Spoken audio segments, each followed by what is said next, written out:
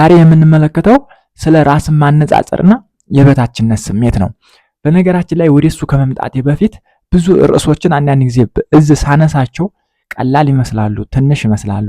ነገር ግን እየተጠራቀሙ ሲመጡ በስነ ልቦናችን ላይ የሚያደርሱት ተጽዕኖ እጅግ በጣም ከፍተኛ ነው።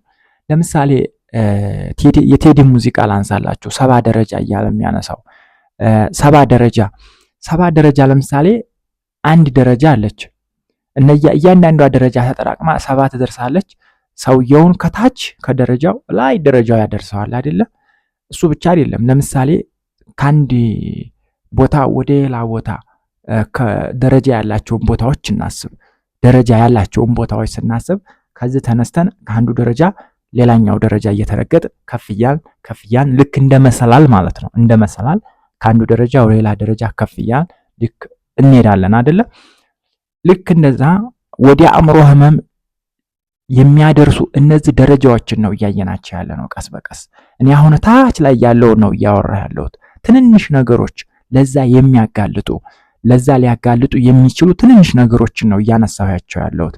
ነገር ግን እነዚህ ነገሮች ከታች ጀስት ግራውንድ ላይ ናቸው። ልክ አሁን ለምሳሌ አፈር ካለ መሬት ካለ እዛ ላይ መሬቱን ማረስ እንችላለን፣ ዘን መትከል እንችላለን፣ ዘር ፍሬ ማግኘት እንችላለን አይደለ? ጀስት መሬት ላይ ያለውን ነገር ነው እያወራሁ ያለሁት። መሬቱ ካለ አትክልቱ ይመጣል፣ አትክልቱ እያደገ ሲመጣ ፍሬው ይመጣል። ስለዚህ እነዚህ የምናወራቸው ነገሮች ለምሳሌ የበታችነት ስሜት፣ ቂም፣ ጸጸት ምናምን፣ እነዚህ የድብርት ስሜት፣ ተስፋ መቁረጥ ምናምን የምንላቸው ነገሮች ልክ እንደ አፈር እንደ ግራውንድ ላይ እንደ መሬቱ ነው የሚያገለግሉት። እነሱ ሲኖሩ ቀስ እያለ ፈተናዎች እየተደጋገሙ ሲመጡ ዘንድ ምን እንዲፈጠር ያደርጋል? ውስጣችን መረበሽ እንዲፈጠር ያደርጋል። ልክ እንደ ችግኙ እንደ አትክልቱ ብላችሁ ብታስቡት ያ ነገር እየከፋ ሲመጣ ውስጣችን እየበለጠ እየተረበሸ ሲመጣ ደግሞ ወደ ምን ይቀይራል? ወደ ዛፍነት። መጨረሻ ላይ ህመሙ ሲከሰት ደግሞ ልክ እንደ ፍሬው እንደመጣ አርጋችሁ አስቡት። ገብቷችኋል? ስለዚህ አሁን የማነሳቸው ነገሮች ትንንሽ ይመስላሉ። ነገር ግን ትንሿን ነገር ስናስተካክላት በህይወታችን ላይ የምታደርሰውን ተጽዕኖና በህይወታችን ላይ የሚመጣው ለውጥ እጅግ በጣም ትልቅ ነው። እሱ ብቻ አይደለም። አንዳንድ ጊዜ ችግሩ ላለበት ሰው ትንሿ ነገር ራሱ እጅግ በጣም ግዙፍ ነች። ለምሳሌ የበታችነት ስሜት የሚሰማው ሰው ከዛ ከየበታችነት ስሜት ጋር እየታገለ እድሜውን ሁሉ ሲጨርስ ምን አይነት ፈተና ውስጥ እንዳለ አስቡ። የባዶነት ስሜት የሚሰማው ሰው የባዶነት ስሜት በቃ ሁሉ ነገር እያለው የባዶነት ስሜት የሚሰማው ሰው አጋጥሟቸው አያውቅም? ሁሉ ነገር እያለው ምናልባትም ህንፃ ሰርቶ በአንድ ሀገር ኦር ደግሞ በአንድ አህጉር ውስጥ ምናልባትም ቁጥር 1 ባለሀብት ቁጥር 5 ባለሀብት ሆኖ ሊሆን ሁሉ ይችላል። ያ ሁሉ ነገር፣ ያ ሁሉ ጸጋ፣ ያ ሁሉ ንብረት፣ ያ ሁሉ ዕውቀት፣ ስልጣን፣ ዕውቅና ሁሉ እያለ የባዶነት ስሜት በቃ እኔ ምንም አይደለሁም ልክ የሆነ ራሱን እንደቀፉ የሚመለከት ኢቭን ያን ሁሉ ጸጋ ያን ሁሉ ትልቅ ነገር እንኳን ይዞ ስቲል የበታችነት ስሜት የሚሰማው እሱ ብቻ አይደለም። ሁሉ ጊዜ በራስን በማነጻጸር ውስጥ የሚገኙ ሰዎች አጋጥሟቸው አያውቅም? በቃ ዝም ብሎ ማነጻጸር ራሳቸውን እና ሁሉ ጊዜ ራሳቸውን በማነጻጸር ሌላውን ዝቅ ለማድረግ ራሳቸውን ከፍ ለማድረግ ሁሉ ጊዜ ጥረት ውስጥ እና ፈተና ውስጥ የሚገኙ ሰዎች እንመለከታለን። ስለዚህ ችግሩ ላለበት ሰው እጅግ በጣም ከባድ ናቸው። አሁን እንደተለምዶ ዝም ብለን እንይዛቸዋለን። ግን አሁን ነገሮችን ሞር ከትናንት ዛሬ ብዙ የተቀየሩ ነገሮች አሉ። ኢቭን በሪሶርስ ብንመለከት ትናንት ያለው ነገር አሁን የለም። በአስተሳሰብ ስታንዳርድ ብንመለከተው ትናንትና ዛሬ የተለያየ ነው። ብዙ ዳይናሚክሶች እየተቀየሩ ነው የሚሄዱት። ስለዚህ በትናንት በሬ ዛሬ አይታረስም እንደማለት ነው እንግዲህ አባቶቻችን ነካ እንደሚያደርጉት። ስለዚህ ምን ልላችሁ ፈልጌ ነው፣ እንደ ልምድ የምንይዛቸው ነገሮች ላይ አሁን የተወሰነ ማስተካከያ ብናደርግ የበለጠ ተጠቃሚ እንሆናለን። ሁልጊዜ ውስጡ ሰላም የማይሰማው ሰው በጣም በቀላል ነገር ውስጡ ሰላም ያገኛል። ይሄ እኮ ትልቅ ድህነት ነው። ትንሽ ነገር ብትስተካከል ህይወቱም ወደ ጥሩ ደረጃ ይሸጋገራል። ይሄ ትልቅ ድህነት ነው። ስለዚህ ድህነት ሲባል ኦልሬዲ የቆሰለ ነገር ድኖ ማየት አይደለም። ድህነት ሲባል የሆነ ነገር ተበላሽቶ ተስተካክሎ ማየት መቻል አይደለም። በውስጣችን በአስተሳሰባችን ትንሽ ነገር ብትስተካከል፣ በሚሰማን ስሜት ላይ ትንሽ ነገር ብትስተካከል፣ በምናሳየው ባህሪ ላይ ትንሽ ነገር ብናስተካከል ምን ያክል ለውጥ በእኛ ላይ እንደሚኖር አስቡ። ስለዚህ ትልቁ ችግር የሚሆነው ግን ያችን ትንሿን ነገር እንንቃትና እያደገች ትመጣለች። ያቺ ትንሿ ነገር በአስተሳሰብ ሊሆን ይችላል፣ በሚሰማን ስሜት ሊሆን ይችላል፣ በምናሳየው ባህሪ ሊኖር ይችላል፣ ከሰዎች ጋር ባለን ግንኙነት ውስጥ ሊሆን ይችላል። ያቺ ትንሿን ነገር ቦታ ሳንሰጣት ግን ደግሞ እየተሰማችን ወይም ፊል እያደረግናት ለረጅም ጊዜ ስትቆይ በፈተናዎች በተለያዩ ነገሮች መጥተው ውስጣችንን ሲያናውጡት ያቺ ነገር እየጨመረች ስትሄድ መጨረሻ ላይ ባልጠበቅነው መልኩ ወይ ድብርት ውስጥ ወይ ጭንቀት ውስጥ ወይ የሆነ ያልጠበቅነው ራሳችንን ወደ ማጣት ደረጃ ልንሸጋገር እንችላለን ማለት ነው። ስለዚህ እነዚህን እንደ ቀላል የምናያቸው አሁን ቃሉ አዲስ አይደለም እኮ ይሄ የበታችነት ስሜት፣ ራስን ማነጻጸር፣ ቂም፣ ጾለት ምናምን ቂም፣ ጸጸት ምናምን እያልን ስናወራ አዲስ አይደለም አይደል? ግን የምናውቀውን ነገር በትክክል አውቀነዋል ወይ? ጉዳቱን የሚያደርስብን ተጽዕኖ በጊዜ ሂደት እሱን በደንብ አድርገን ተረድተነዋል ወይ ነው። ምናልባት አሁን ትንሽ የምጨምርላችሁ እናንተ ላይ ተጠቅማችኋለች ብዬ ሊጠቅማችሁ ይችላል ብዬ ስለማስብ ነው። አንዳንድ ጊዜ እኮ ለምሳሌ ወጥ እየሰራችሁ ከሆነ መጨረሻ ላይ እኮ ጨው ጨመር ታደርጋላችሁ። ለምን?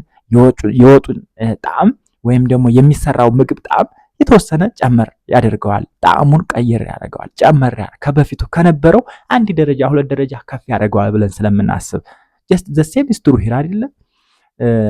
እዚህማ አስተሳሰባችን ላይ ባህሪያችን ላይ ማንነታችን ላይ ትንሽ ነገር ጨመር ቢደረግ እኛነታችንን ሌላ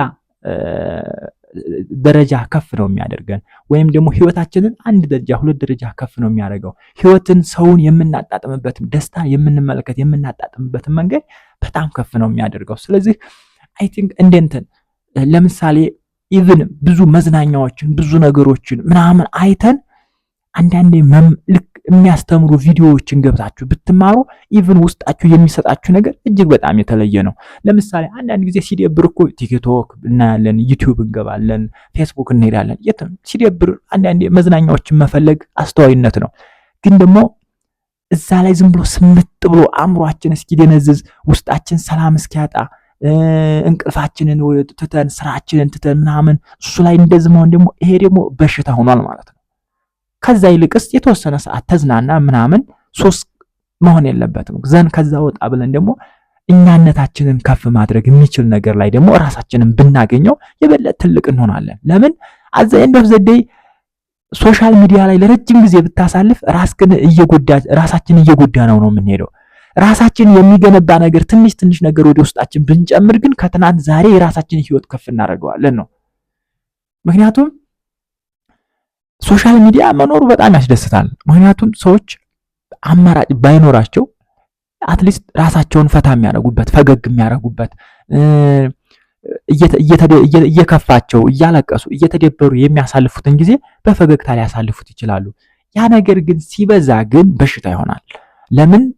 ሱስ ራሱ እኮ መጠጥ በራሱ ሱስ የሆነው በሽታ የሆነው እኮ ሲበዛ እኮ ነው አይደል? ስለዚህ ሶሻል ሚዲያም እንደዛ ነው የሚሆነው። አት ዘ ሴም ታይም ደግሞ ወይም ደግሞ ከዛ በተቃራኒ ምን ማድረግ እንችላለን?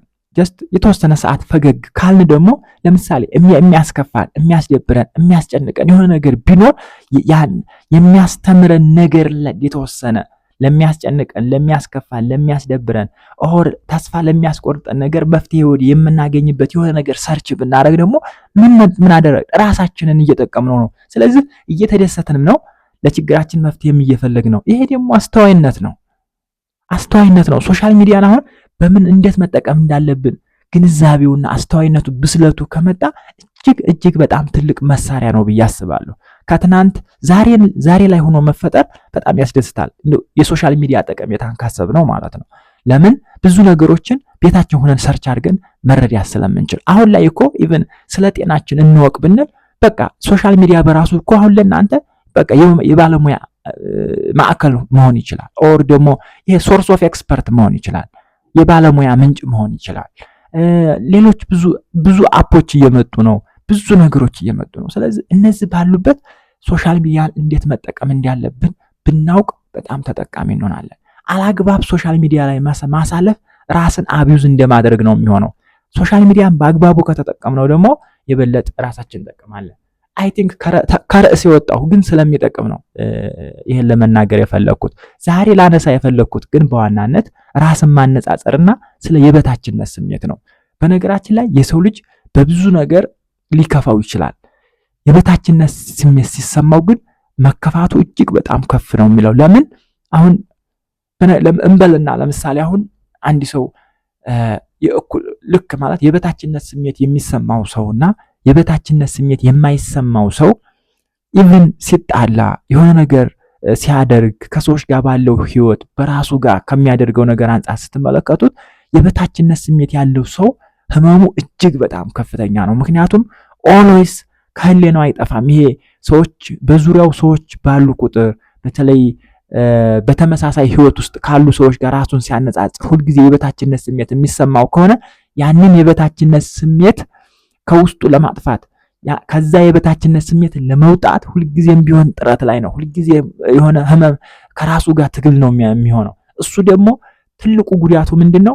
ለምሳሌ እንበልና ጓደኞቹ፣ ሰዎች፣ በዙሪያ ያሉ ሰዎች፣ ማንኛውም ሰው የሆነ ያቺ የበታችነት ስሜት እንድትሰማው ከሚያደርገው ነገር የሚገናኝ ነገር ሲናገሩ እሷን ቶሎ ቶሎ ወደ መጥፎ ነው የሚተረጉማት።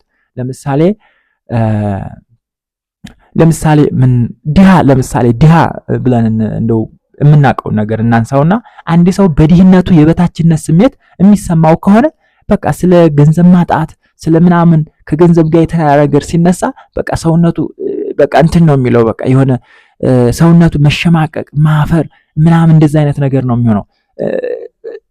ማለት እንደ ለሱ ያቺ እንደ ደካማ ጎኑ ነች። በቃ በጣም የሚፈራት እንትን የማትለው ዲያ ሁሉ በራሱ ያፍራል ማለት አይደለም። የበታችነት ስሜት ይሰማ ማለት አይደለም። ሲያገኝ ያገኛል፣ ሲያጣ ያጣል። ጀስት እንደየአስተሳሰባችን ገንዘብ ማጣት ሁሉም ሰው ያፍርበታል ኦር የበታችነት ስሜት ይሰማዋል ማለት አይደለም። አንዳንድ ሰዎች ግን በተለየ መልኩ ድህነትን በቃ እንደሞት አድርገው የሚያስቡ ሰዎች አሉ። በጣም በሱ ምክንያት የበታችነት ስሜት ገንዘብ ስለሌላቸው በቃ ከሰብአዊነት የወረዱ አድርገው ራሳቸውን ሊመለከቱ ይችላሉ። እሱ ብቻ አይደለም። ለምሳሌ አጭር የሆነ ሰው ሊሆን ይችላል፣ መልከ ጥፉ የሆነ ሰው ሊሆን ይችላል። ጀስት ይሄ በባህላዊ አገላለጽ መልከ ጥፉ የምንለው አይነት ማለት ነው። ወይም ደግሞ ስራ ታግል ሞክሮ አልሳካለት ስላለ ከዛ የበታችነት ስሜት ይሰማል። ስለዚህ የበታችነት ስሜት በተለያየ መልኩ ይመጣል። ነሰሰርሊ ወንድ ከሴት ምናምን መልክ ብለን አንለው እንችላለን። ራሳችንን በማነጻጸር ከጎናችን ካለው ሰው ጋር በተለያየ መልክ ስናነጻጽር እኛ ያልነስል መስሎ ከተሰማን ጀስት የበታችነት ስሜቱ ቀስ በቀስ እየዳበረ ይመጣል ማለት ነው። አእምሯችን ደግሞ ትልቁ ችግሩ አንድን የምንደጋግማትን ነገር እያሰፋት ነው የሚሄደው፣ እየለጠጣት እየጨመራት ነው የሚሄደው። ከትናንት ዛሬ የሚሰማን ስሜት ከፍ እያለ እንዲሄድ ነው የሚያደርገው። ስለዚህ ይሄ እንደዚህ በሆነ ቁጥር ደግሞ ምንድነው የሚሆነው? ያ ሰው ከጊዜ ወደ ጊዜ ባህሪው እየተቀየረ ነው የሚሄደው። አዘ ኤንድ ኦፍ ዘ ዴይ ሁሉም ጤናማ ያልሆኑ አስተሳሰቦች፣ ሁሉም ጤናማ ያልሆኑ ስሜቶች፣ ሁሉም ጤናማ ያልሆኑ ባህሪያቶች አዘ ኤንድ ኦፍ ዘ ዴይ በእኛ ላይ ትልቅ የባህሪ ለውጥ ነው ይዞ የሚመጡት። የባህሪ ለውጥ በቀላሉ ይሄ ህመምን የምንላቸው የአእምሮ ህመም የምንላቸው ነገሮች እያስከተሉ ይመጣሉ። ስለዚህ ይህ ሰው ምን መሆን ይጀምራል? ለምሳሌ አሁን የበታችነት ስሜት የሚሰማው ከሆነ ያቺ የበታችነት ስሜት በምትሰማው ነገር ላይ በጣም ቁጡ መሆን ይጀምራል። በጣም ተናሪያጅ ቁጡ። ያቺ ነገር ስትነሳበት በቃ ሌላ ባህሪ ውስጥ ወይም ሌላ ባህሪ ማሳየት ይጀምራል። ያ ነገር እየከፋ ሲሄድ ደግሞ ሞር ከሰዎች ጋር ሰዎችን በቀላሉ መማታት፣ የሆነ ነገር ማድረግ ምናምን እንደዚህ አይነት ነገሮች ይከሰታሉ። ለምሳሌ አይ ሪመምበር የሆነ ፊልም አለ ብቻ የሊሃ ልጅ ሲባል በቃ ሄዶ የሚማታ ምናምን ብቻ ፊልሙን ረሳሁት እንጂ እንደዚህ አይነት ነገር በቃ ያቺ ደካማ ጎን ነች። ለምሳሌ ከቤተሰብ ሊመጣ ይችላል። ይቺ የበታችነት ስሜቷ መነሻዋ ቤተሰብ ሊሆን ይችላል፣ እኛ ራሳችን ልንሆን እንችላለን፣ ኦር ደግሞ አካባቢ ሊሆን ይችላል መነሻው። በምንም ይሁን ግን የበታችነት ስሜት ሲሰማን እኛ ለሰዎች የሚኖረን ለሰዎች የምናሳየው ባህሪ እጅግ በጣም የተጋነነ የከፋ መጨረሻው ጥሩ ያልሆነ እንዲሁም ደግሞ ሰዎች እኛን የሚመለከቱበት መንገድም የተንሻፈፈ እንዲሆን ያደርገዋል። ለምን? ይቺ ሰው ነን መቼም በህይወት ውስጥ ስንኖር የሰው ትንሽ መባል አንፈልግም። ስለዚህ እንደ ሰው እኩል መሆን እንፈልጋለን። ከሰው ማነስ አንፈልግም። ይሄ ደግሞ ሰርቫይቫል ኩዌሽን ነው። በቃ የመኖር ይሄ ምንድነው የመኖር እንትናችን ነው። ኤግዚስታንሻል ኩዌሽን ነው። ወይም ደግሞ ስትኖር ግዴታ እኩል መሆን አለብህ፣ ማሸነፍ መቻል አለብህ፣ ስኬታማ መሆን መቻል አለብህ ምናምን ነገሮች ይሄ ኤግዚስት ለማድረግ ለመኖር ግዴታ ይሄ ልናስጠብቃቸው ከሚገቡ ነገሮች አንዱ ይሄ ስለሆነ ክብር የምንለው እንደ ሰው እኛነታችን የሚገልጹ ነገሮች ስለሆኑ ማለት ነው። ስለዚህ የበታችነት ስሜት ከሚፈጠርባቸው ምክንያቶች ዋናው ደግሞ ማነጻጸር ነው። ራስን ከሌሎች ሰዎች ጋር ማነጻጸር። ሲጀመር ለምን ማነጻጸሩ አስፈለገ? ሰው ራሱን ሆኖ ለምን አይኖርም? አገኘም፣ አጣም፣ ራበውም፣ ጠማም፣ ጎደለውም ለምን ራሱን ሆኖ መኖር አይቻልም ካላችሁኝ ምክንያቶች አሉት። አሁን ላይ እሱን ለመግለጽ የሚሆን ጊዜም ሰዓትም ቦታም የለንም። ሁኔታዎች በዛ ሁኔታ ላይም አይደለሁም፣ ግን ወደፊት እናየዋለን። አሁን ግን ምንድነው የሆነ ምክንያት ተፈጠረ፣ ያ ሰው የበታችነት ስሜት ተሰማው ዘንድ ከዛ በኋላ ብዙ ባህሪያቶች ለውጦችን ያመጣል። ብዙ ችግሮችን በማህበራዊ ህይወት መጣላት፣ መባረር ምናምን እንደዛ ነገሮች ሊያጋጥሙት ይችላሉ። አንዳንዴ ሰዎችን የሚገደሉት እኮ ሰውን የሚገልበት ምክንያት አንዱ ይሄ ነው። በቃ ምን ታመጣለህ አንተ እኮ ነው ምናምን፣ ያኛው አንዱ የንቀት ይናገራል፣ ይሄኛው ደግሞ ለምን እንዴት እንደዚህ ትለኛለህ ምናምን። ስለዚህ ያቺ ለምሳሌ የበታችነት ስሜት የሚሰማው ከሆነ በቃ ሌላ ቻፕተር ውስጥ ይገባል ይሄ ሰውዬ። ምክንያቱም ምን ታመጣለህ አውቃለሁ እኮ ምናምን ሲለው ደግሞ ጭራሽ የበለጠ ቡዝ ነው የሚያደርገው። ስለዚህ ከእንግዲህማ እኔም ዋጋ የሚለኝ ከሰው በታችኝ እንዴት ልኖር ነው እንደዛ አድርጎ አዋርዶኝ ምናምን ይላል። ዘን ወይ ሰውየውን አካል ጉዳተኛ ያደርገዋል፣ ወይ ይገለዋል፣ ወይ የሆነ ነገር ይሆናል፣ ወይ ይጣላል። ልክ እንደዚህ አይነት ነገሮች ይከሰታሉ ማለት ነው። ኦፍኮርስ በአንድ በኩል ሳይጋነን ሳይበዛ ጠቀሜታ አላቸው። ለምን ጀስት እንደ ሰው አንደኛ የበታችነት ስሜት ሳይሰማን ግን ደግሞ የሆነ ጤናማ የሆነ ማስተካከል አለብኝ ይሄ ጤናማ የሆነ ሰልፍ ኢቫሉዌሽን ካለ ወይም ራሳችን የምንመለከትበት መንገድ ጀስት ከጓደኞቻችን አንጻር አንዳንድ ጊዜ በፐርፎርማንስ ወደ ኋላ ልንቀር እንችላለን፣ እናውቀዋለን። ይሄ ደግሞ ኦኬ፣ ስለዚህ ሁኔታዎችን ስለምናውቅ ይሄን እናስተካክላለሁ ብለን ልናልፈው እንችላለን። ከልክ ሲያልፍ ግን የፓቶሎጂክ ጎጂ ጤናማ ያልሆነ ሲሆን ግን እሱ ግን እጅግ በጣም መጥፎ ይሆናል። በማህበራዊ ህይወታችንም እጅግ በጣም ከባድ ይሆናል። አንዳንድ ጊዜ ከሰው ጋር ተለይተን ሰው ጋር ሸም ይኖራል። ይሄ የበታችነት ስሜት፣ መዋረድ፣ እኔ በቂ አይደለሁም እንደዚህ አይነት የሚሉ አመለካከቶች ይመነጫሉ። ከዛ የባሰ እየተባባሰ ዘንድ ድብርት፣ ጭንቀት፣ ሌሎች ነገሮች እየተደማመሩ ይመጡና ሰውየው ሳያስበው ወደ አእምሮ ህመም ውስጥ ይገባል ማለት ነው። ቅድም እንደነገርኳችሁ እነዚህ አሁን የምናወራቸው ነገሮች ግራውንድ ላይ ለአእምሮ ህመም የሚያመቻቹ ነገሮች ናቸው።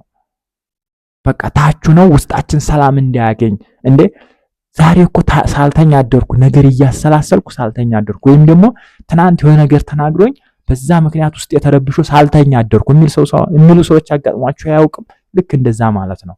ስለዚህ አንድን ነገር ለረጅም ጊዜ እያሰብን እዛችሁ ላይ ቁመን ብዙ ጊዜ እናሳልፋለን። ይሄ ደግሞ ውስጣችንን እየሸረሸረው እየጎዳው ከትናንት ዛሬ የበለጠ ውስጣችን እየተጎዳ ነው የሚሄደውና አይ ቲንክ እሱ ላይ መስራት አለብን። ስለዚህ ራሳችንን ማነጻጸር የለብንም።